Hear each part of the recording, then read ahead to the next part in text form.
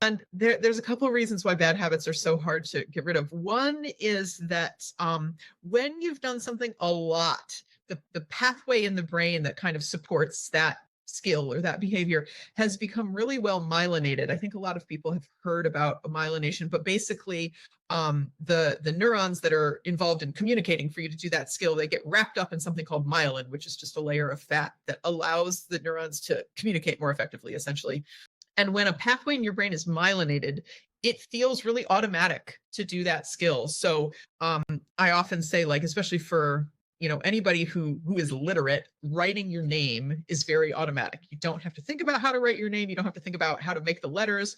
But if you have any like small children in your lives who are just learning how to write, it's really hard for them. They really have to concentrate on it. They might make the letters backwards, right? Because that pathway is not myelinated for them yet. So it's a really sort of effortful, conscious process that they really have to think about.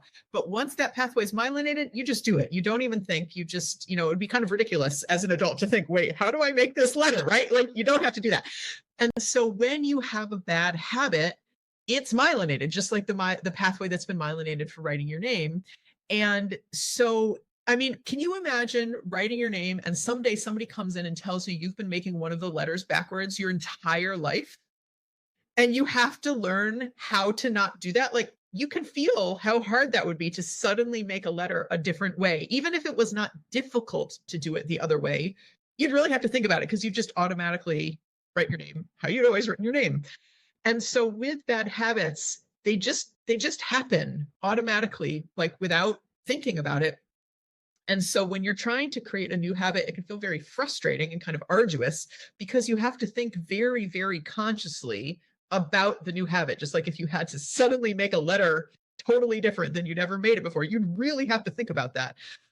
Catch up on this fascinating episode featuring Dr. Molly Gebrian on our YouTube channel or wherever you get your podcast. Follow and subscribe to the Piano Pod, where tradition meets innovation in classical piano.